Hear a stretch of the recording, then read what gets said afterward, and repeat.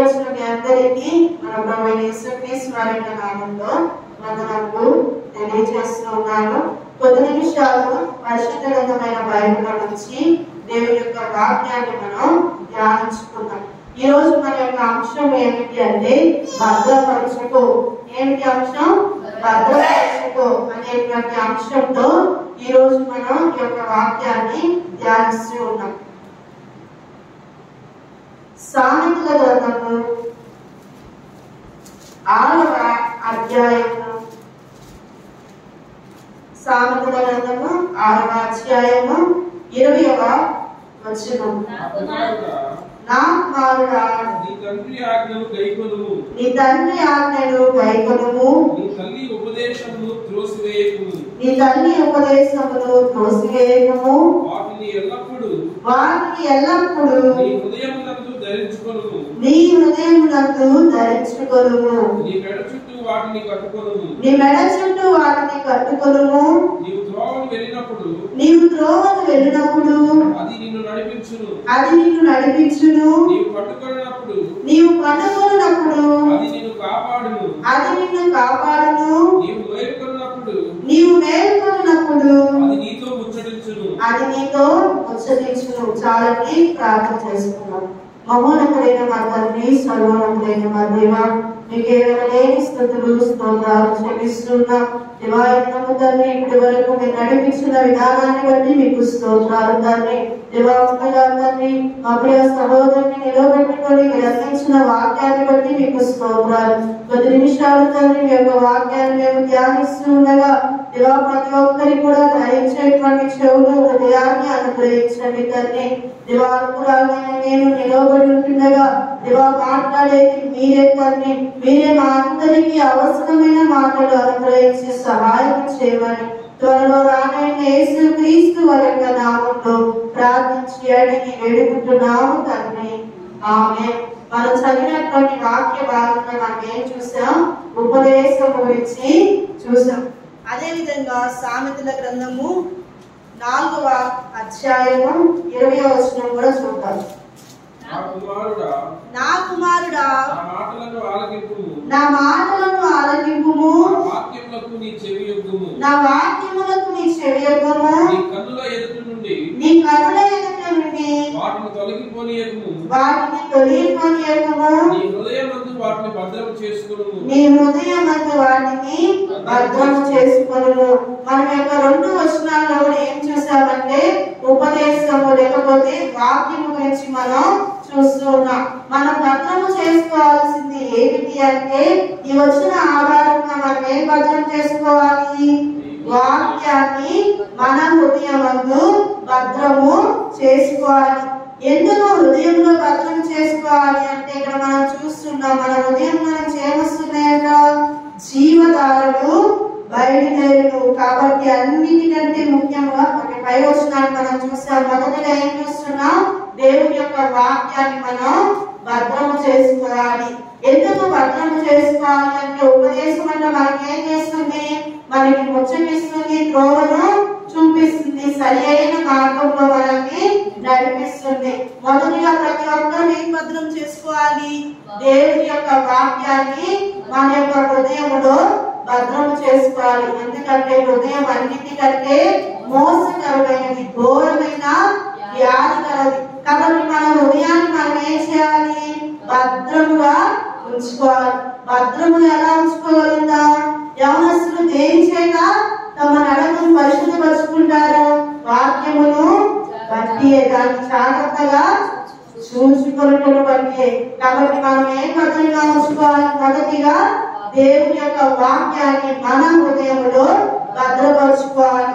రెండవదిగా మనం చూసినట్లయితే తర్వాత వచ్చిన భాగము, నీ హృదయంలో నుండి జీవధారలు బయలుదేరును.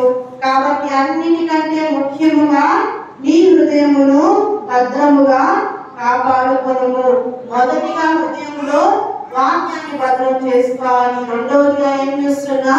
హృదయాన్ని భద్రముగా ఉంచుకోవాలి. హృదయంలో నుంచి ఏమేమి వస్తాయి?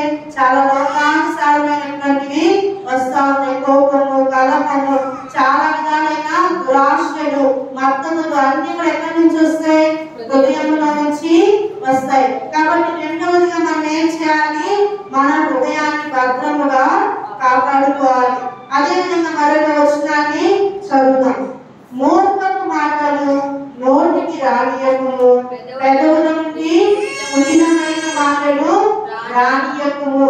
అంటే ఏం భద్రం చేసుకోవాలి? నోటిని భద్రము చేసుకోవాలి. అంటే ఏంటి? మన నోటిని భద్రం చేసుకోవాలంటే నోట్లో ఏముంటుంది? యాకోబు రాసిన పత్రిక 3వ అధ్యాయం 6వ వచనంలో చూద్దాం. నోట్లో ఏముంటుంది? నాలుక అగ్నియే. నాలుక అగ్నియే. నాలుక అవయవములలో ఉంచబడిన మన అవయవములో ఉంచబడిన పాప ప్రపంచమై సర్వ శరీరమునకు మాలిన్యము కలుగజేయచ్చు. సర్వ శరీరమునకు మాలిన్యము కలుగజేయచ్చు. ప్రకృతి చక్రమునకు చిచ్చు పెట్టును. ప్రకృతి చక్రమునకు చిచ్చు పెట్టును. అది నరకము చేత చిచ్చు పెట్టబడును. ఇక్కడ మనం ఏం భద్రం చేసుకోవాలంటే మన నోటిని, అంటే ప్రాముఖ్యముగా మన నాలుకను మనం భద్రం చేసుకోవాలి. ఎందుకు నాలుకను భద్రం చేసుకోవాలి అంటే నాలుక ఎలా ఉంది?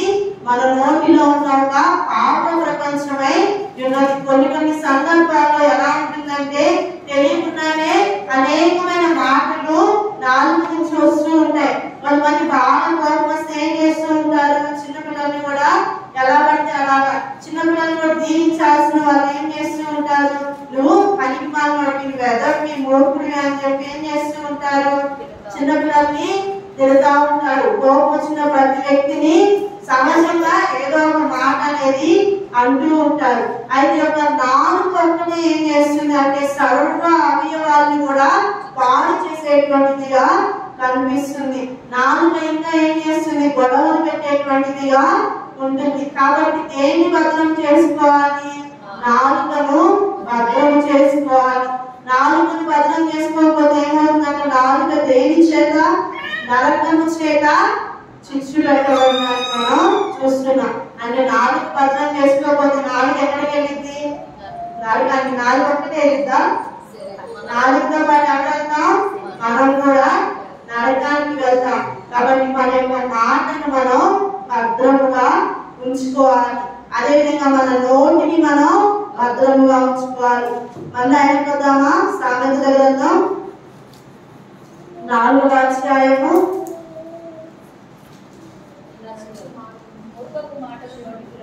24వ వచనం. మూర్ఖపు మాటలు నోటికి రానియకుము, పెదవుల నుండి కఠినమైన మాటలు రానియకుము. నోటిని భద్రం చేసుకోవాలి అంటే పెదవుల్ని భద్రం చేసుకోవాలి, నాలుకను భద్రం చేసుకోవాలి. ఆ మూడు కలిపి నోటిని మనం భద్రం చేసుకోవాలి. తరువాత వచనాన్ని మనం చూసినట్లయితే నీ కన్నులు ఇటు అటు చూడక సరిగాను, నీ కనురెప్పలు నీ ముందర సూటిగాను చూడవలెను. మనం ఏం భద్రం చేసుకోవాలి? కన్ను భద్రం చేసుకోవాలి. ఎందుకు కన్ను భద్రం చేసుకోవాలి అంటే కన్ను మన శరీరానికి ఏమైంది? ఒక దీపమైంది. కాబట్టి మనం ఏం చేయాలి? మనం ఏం చూస్తున్నాం? మనం చూడవలసినవి చూస్తున్నామా లేదా? ఏం చూడాలి? మనం ఎవరిని చూడాలి? లోకానుసారమైన వాటిని మనం చూడకూడదు. మనం ఎవరి వైపు చూడాలి? గురి ఎవరు? మనందరికీ యేసుక్రీస్తు వారు మనందరికీ గురి అయి ఉన్నారు. అదే విధంగా మన యొక్క గురి యేసుక్రీస్తు వారు. కాబట్టి యేసుక్రీస్తు వారి వైపు చూస్తూ ఓపికతో మనం ముందుకి కొనసాగాలి. అప్పుడు మనం ఏం చేయగలుగుతాం? మన యొక్క కన్నుని భద్రం చేసుకోగలుగుతాం. ఏం భద్రం చేసుకోవాలి? మనం కన్నుని భద్రం చేసుకోవాలి. కన్ను అంటే మన యొక్క చూపు. మనం ఏం చూస్తున్నామో ఏం చేస్తున్నామో భద్రముగా మనం నిమిషం ఏం చేయాలి? ఆలోచించాలి. మన లోకంలో మనం ఉన్నప్పుడు కొన్ని సందర్భాల్లో చూడకూడని వాటిని కూడా చూడవలసి వస్తుంది. అప్పుడు ఏం చేయాలి? మన కన్నులు పక్కకి తిప్పుకోవాలి. బైబిల్లో ఒక వ్యక్తి కన్నులు పక్కకి తిప్పుకోలేకపోయాడు. ఎవరు ఆ వ్యక్తి? దావీదు మహారాజు. అతను ఏం చేయలేకపోయాడు? కన్ను, అతని పాపం అనేది అతని అది కావాలని చూడలేదు కానీ అనుకోకుండా చూడవలసి వచ్చింది. అప్పుడు అతను ఏం చేయాలి? తన కళ్ళు పక్కకి తిప్పుకోవాలి, ఆలోచనని మళ్ళుకోవాలి. కానీ ఏం చేశాడు? తన అదే విధంగా తన కళ్ళుని తన ఇష్టానుసారంగా చేశాడు. కాబట్టి దేవుని యొక్క దీవెనతో పాటు ఏమొచ్చింది? అతనికి దీవెనలన్నీ పోయి చాలా ఇబ్బంది పడ్డాడు, బాధపడ్డాడు, చాలా ఇబ్బంది పడ్డాడు. ఏ విషయంలో? కుమారుని విషయంలో ఇబ్బంది పడ్డాడు. తర్వాత కుమారుని యుద్ధానికి వచ్చాడు. తన కుటుంబంలో చాలా కష్టాలు రావడానికి ఒకే ఒక చిన్న కారణం ఏమిటి? తన కంటిని భద్రము చేసుకోలేకపోయాడు, తన చూపుని భద్రము చేసుకోలేకపోయాడు. కాబట్టి మనం ఏం చేయాలి? దావీదు మహారాజు దేవుడు ఏమంటున్నాడు?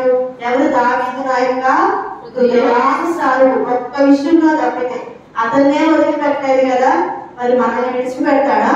మన ఇష్టానుసారమైన చూస్తే దేవుడు మనల్ని కూడా విడిచిపెట్టారు అని మనం గమనించాలి. అదే విధంగా మరొక వచనాన్ని మనం చదివినట్లయితే 26వ వచనం,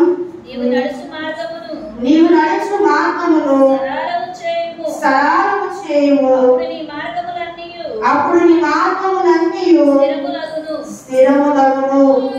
తర్వాత వచనం కూడా, నీవు కుడి తట్టుకైనను ఎడమ తట్టుకైనను తిరుగకుము, నీ పాదమును కీడునకు దూరముగా తొలగించుకొనుము. మనం ఏం చూస్తున్నామంటే మన యొక్క పాదాలు లేకపోతే మన యొక్క నడిచేటువంటి మన కాళ్ళను మనం భద్రం చేసుకోవాలి. మన కాళ్ళు కూడా ఎలా ఉండాలి? చక్కగా నడవాలి. చక్కగా నడవడం అంటే స్ట్రైట్ గా వెళ్ళిపోతామా? స్ట్రైట్ గా వెళ్ళిపోతే ఏమొస్తుంది? పైనుంచి కింద పడతాం కదా. అట్లా స్ట్రైట్ గా వెళ్ళమని కాదు, కానీ సరి అయిన మార్గంలో మనం నడవాలి. సరి అయిన మార్గం ఎవరిని చూసి నడుద్దాం? మన ప్రభు అయిన యేసుక్రీస్తు వారిని చూసి మనం ఆ మార్గంలో నడిస్తే చక్కగా స్ట్రైట్ గా వెళ్ళవలసిన చోటుకి మనం వెళ్ళగలుగుతూ ఉంటాం. మన యొక్క సామెతల గ్రంథంలోనే చూస్తూ ఉంటాం. చాలా మంది ఎక్కడెక్కడ ఉన్నారు? యవనస్తుల గురించి కూడా ఇక్కడ కనిపిస్తూ ఉంది. జారశ్రీయుని ఛాయలో తిరుగుతా ఉన్నారు. కొంతమంది ఏమో గవిని వెలుపల, గవిని బయట తిరుగుతా ఉన్నారు. ఒక్కొక్క చోట తిరుగుతూ మనకి కనిపిస్తూ ఉన్నారు. బైబిల్లో ఉన్నటువంటి ఒక స్త్రీ దీనా మనందరికీ తెలుసు. ఆమె ఏం చేసింది? ఎవరికి చెప్పకుండా ఆ ఊర్లో ఉన్న వింతలు కొట్టడానికి, విచిత్రాలు కొట్టడానికి తిరుగుతా ఉంది. అది తిరిగితే ఏమైంది? ఆమె జీవితము నాశనం అయిపోయింది. కాబట్టి ప్రియమైనటువంటి వారు యవనస్తులు కానీ ఒక విశ్వాసిగా మనము ఏమి భద్రం చేసుకోవాలి అంటే మన యొక్క నడకను, మన పాదాలను మనం భద్రం చేసుకోవాలి. కొన్ని చోట్ల మనం ఉండవలసిన అవసరం ఉండదు. అంటే అందరూ మన లోకానుసారమైన విషయాలు మాట్లాడుకుంటూ ఎక్కడ పెద్ద గొడవ జరుగుతున్నారు అనుకోండి, ఏం చేస్తారు? చాలా మంది వెళ్ళి మధ్యలో నిలబడతారు. మధ్యలో నిలబడితే ఏమైంది? కొట్టుకున్న ఇద్దరు బాగానే ఉంటారు, మధ్యలో ఉన్న ఆయనకి దెబ్బలు తగ్గుతాయి కదా, కట్టేసుకొని వస్తా ఉంటారు. ఏమైంది? ఎవరు కొట్టారంటే గొడవ ఏంటి కాదు, దీనికి సంబంధం లేదు కదా. దాటిపోవచ్చున్న ఎవరిని కుక్క తోమ పట్టుకుని ఏమైంది? పరిస్థితి. అంటే అనవసరమైన విషయాల్లో మనం నిలబడకూడదు. అక్కడ నిలబడాల్సిన అవసరమే లేదు. కాబట్టి నిలబడాల్సిన స్థలాల్లోనే మనం నిలబడాలి. విశ్వాసం ఎక్కడ నిలబడాలి? దేవుని సన్నిధిలో నిలబడాలి. విశ్వాస సమూహాల్లో నిలబడాలి. మంచి జరిగే చోట్లో నిలబడాలి. ఎవరికి అపాయం వచ్చినప్పుడు వారి కోసం మనం నిలబడాలి. అంతేగాని లోకానుసారమైన విషయాల్లో నిలబడితే మనకి ఏమొచ్చింది? దెబ్బలు తగ్గుతాయి. ఇంకా లోకానుసారమైన విధానాల్లో మనం వెళ్తే ఆత్మీయ స్థితిని మనం పోగొట్టుకుంటామని మనం చూసాం. మొత్తాన్ని ఎన్ని భద్రం చేసుకోవాలి? ఫస్ట్ వాక్యాన్ని భద్రం చేసుకోవాలి. రెండవది హృదయాన్ని భద్రం చేసుకోవాలి. మూడవది నాలుక, నోటిని మనం భద్రం చేసుకోవాలి. నాలుగవది కళ్ళను, మన చూపుని మనం భద్రం చేసుకోవాలి. ఐదవది మన నడకను మనం భద్రం చేసుకోవాలి. 5 వచ్చినాయి కదా. ఇంకొకటి కూడా నేను మీకు తెలియజేస్తాను. మత్తయి సువార్త 5వ అధ్యాయము 30వ వచనం.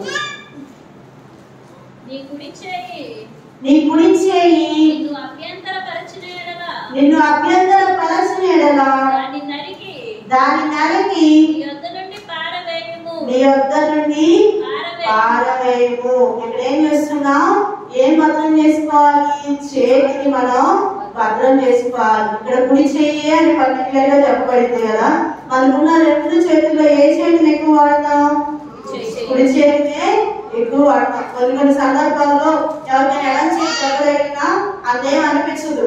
కుడి చేతితోనే తింటారు, కుడి చేతితోనే రాస్తారు, కుడి చేతితోనే అన్ని పనులు చేస్తారు. కానీ ఇక్కడ మన శరీరంలో ఉన్న రెండు చేతుల్లో శ్రేష్టమైన చేయండి కుడి చేయి. ఒకవేళ కుడి చేయిని నిన్ను అభ్యంతరపరిచిన కుడి చేతినే తీసివేయబడింది కదా.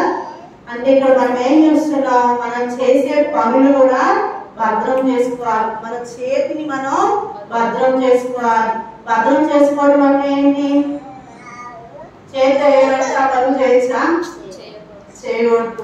అంటే ఏం పనులు చేయాలి? చేతితో దేవునికి మనం ఇవ్వాలి. దేవునికి సంబంధించిన పనులు పరిచర్య చేతులతో చేస్తారు కదా. పరిచర్య చేతులతో మనం పరిచర్య చేయవచ్చు. మన చేతుల్ని మనం ఏం చేయాలంట?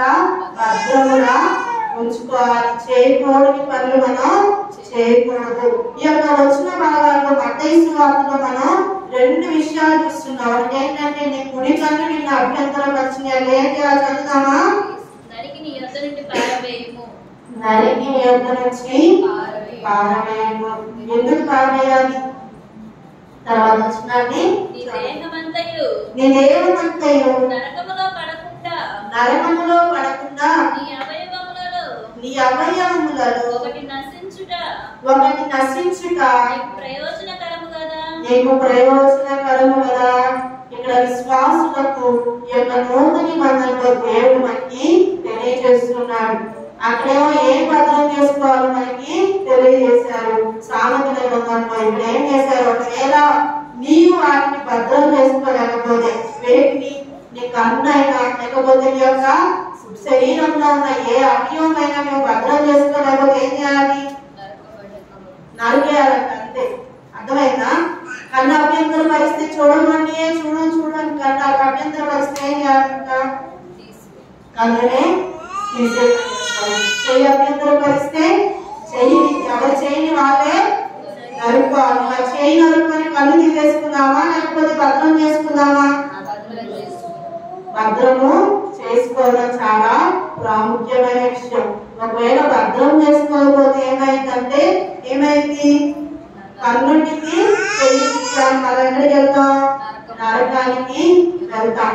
ఒకవేళ మనం భద్రం చేసుకోకపోతే వాటిని తీసేసుకుంటే కన్నుండదు, చేయఉండదు. కానీ ఎక్కడ ఉంటాం మనం? పరలోక రాజ్యంలో ఉంటాం. భద్రం చేసుకున్నట్లయితే. అర్థమైందా?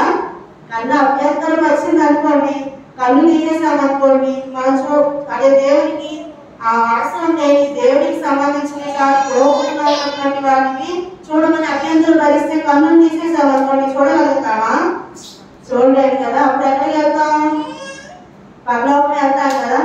అలా లోకానుసారంగా జీవించకుండా దేవుడికి ఇష్టంగా పరలోక రాజ్యానికి వెళ్తాం. కాబట్టి ప్రేమైనటువంటి వారు ఈ రోజు మనం మొత్తం 6 విషయాలు మనం చూస్తాం.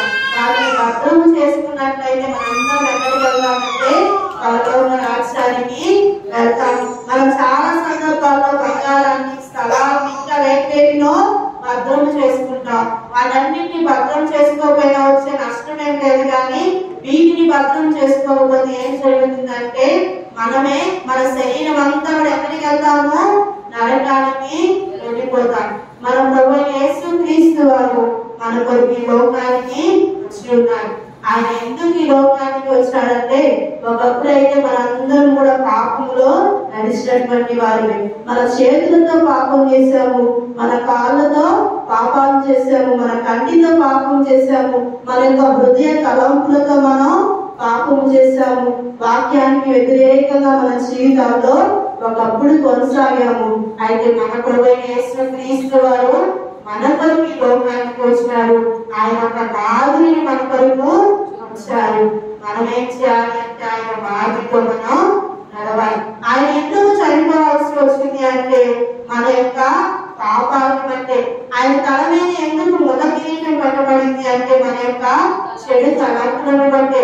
ఎందుకు ఆయన పాదాల్లో చేతుల్లో చీర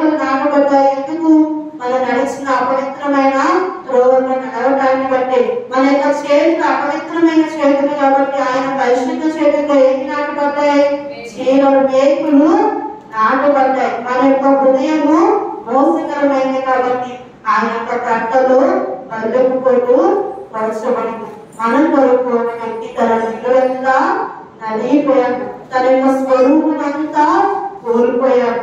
ఎందుకు ఆయన అంతగా హింసించబడ్డాడు? ఎందుకు అతి సుందరమైన దేవుడు ఏమయ్యాడంటే ఆయన ముఖము చెక్కుముకి రాతి వలె మారిపోయింది, అంటే ఒక ఆకారం లేని విధముగా మారిపోయింది. ఎందుకు ఆయన అంతగా శిలువలో శ్రమపడ్డాడు? ఎందుకు ఆయన ప్రాణించాడు?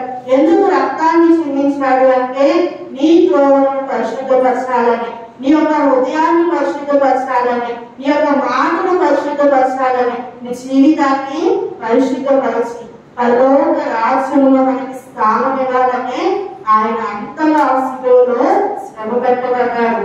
అయితే ఆయన చనిపోయాడు, తిరిగి మృత్యుంజయుడిగా లేచాడు. ఆయన పరిశుద్ధుడు కాబట్టి ఆయన మరలా మన కొరకు రానే ఉన్నాడు. మనం ఏం చేయాలి? సిద్ధపాటు కలిగి ఉండాలి. సిద్ధపడ్డ కన్యకులు ఏం చేశారు? ఎదురు చూశారు, అన్ని కూడా సిద్ధం చేస్తున్నారు. మనము కూడా అన్నింటినీ ఏం చేయాలి? భద్రము చేసుకోవాలి, సిద్ధపరచుకోవాలి. అప్పుడు ప్రభు ఏం చేస్తాడు? మనల్ని మనందరం సజీవులమైన మనం ఏం చేయబడతాం? ప్రభుతో పాటు మనం కొనిపోబడతాం. అర్థమైందా? ఎవరెవరు కొనిపోబడాలనుకున్నారు ప్రభుతో పాటు ఆ రాజ్యములో? ఎంతమంది వెళ్ళాలనుకుంటున్నారు పరలోక రాజ్యం? ఎంతమంది? కొంచెమే వెళ్ళాలనుకుంటున్నారా? పూర్తి ఎవరు చేయకపోతే కదా, కొంచెం చేసి నేనే పూర్తిగా చేయట్లేదు కదా. మనందరూ కూడా పరలోక రాజ్యం వెళ్ళాలనేదే ప్రభు యొక్క ఆశ. ఎంత శ్రమ పడింది, ఎందుకంటే మనల్ని పరిశుద్ధులుగా చూడాలని ఆయన ఆశ. ఈ సమయంలో ప్రార్థన చేస్తున్నాం. అందరూ కూడా ప్రార్థనలో ఏకీభవించండి. ఒక నిమిషం ప్రభు యొక్క సన్నిధిలో ప్రార్థన చేయండి. ప్రభు ఆ యొక్క తలంపులు, ఆ యొక్క ఆలోచనలు దివానికి అవిధేయకరంగా ఉన్నాయేమో తండ్రి, దయతో మమ్మల్ని క్షమించండి తండ్రి. దివానికి వీటన్నిటిని కూడా భద్రము చేసుకోవడానికి కావలసిన శక్తిని అనుగ్రహించమని ప్రభు యొక్క సన్నిధిలో ప్రతి ఒక్కరు కూడా ప్రార్థన చేయండి. ప్రార్థన చేస్తున్నాం. మహోన్నతులైన మా తండ్రి, సర్వోన్నతులైన మా దేవా, మీకే లేని స్తుతులు స్తోత్రాలు చెల్లిస్తున్నాము తండ్రి. దివాయి సమయంలో తండ్రి మేము భద్రపరచుకోవాల్సినవి ఏమిటో మీరు మాకు నేర్పించిన విధానాన్ని బట్టి మీకు స్తోత్రాలు తండ్రి. దేవా మా యొక్క జీవితంలో మేము తండ్రి వీటన్నిటిని భద్రము చేసుకొని పరిశుద్ధులుగా ఉంటూ మీ రాజ్యంలో ప్రవేశించే వాక్యాన్ని మా అందరికి, మా సంఘానికి దయచేయండి. దేవా చేయవలసిన ప్రతి బిడ్డను పేరు పేరు వరుసన దీవించండి, ఆశీర్వదించండి తండ్రి. దేవా రాలేకపోయిన బిడ్డలకు మరొక అవకాశాన్ని అనుగ్రహించండి తండ్రి. దేవా ఉన్న వాక్యము మా హృదయంలో భద్రము చేసుకోవడానికి సహాయం చేయండి తండ్రి. దేవా మా ఆలోచనలు, మా హృదయాన్ని భద్రము చేసుకోవడానికి సహాయం చేయండి తండ్రి. దేవా మా నడకలు మీకు అనుకూలంగా ఉండటానికి సహాయం చేయండి తండ్రి. దేవా మా జీవితంలో అన్ని విషయాల్లో పరిశుద్ధులుగా ఉండి, దేవా మీరు పరిశుద్ధులు కాబట్టి మీ కుమారుడిగా కుమార్తెలుగా మేమందరము పరిశుద్ధమైన జీవితాన్ని కలిగి మిమ్మల్ని మహిమపరిచే భాగ్యాన్ని దయచేయండి. దేవా రక్షించబడిన బిడ్డను బట్టి మీకు స్తోత్రము తండ్రి. రక్షణ ప్రతి బిడ్డకు రక్షణ, మారు మనసు, పాపక్షమాపణ దయచేయండి. ఇక నిలబడి పరిచయం జరిగిస్తున్నటువంటి మీ యొక్క కుమారుని కుమార్తెను దీవించి ఆశీర్వదించండి. దేవా వారి ప్రయాస వ్యర్థము కాకుండా నూతనమైన ఆత్మను నడిపించి సహాయం చేయమని, దేవా తర్వాత కార్యక్రమాల్లో కూడా మీరే తోడైకి నడిపించమని త్వరలో రానైన యేసు క్రీస్తు వారి యొక్క నామంలో ప్రార్థించి అడిగి వేడుకుంటున్నాము తండ్రి. ఆమేన్. చేసినటువంటి అందరికీ వందనములు.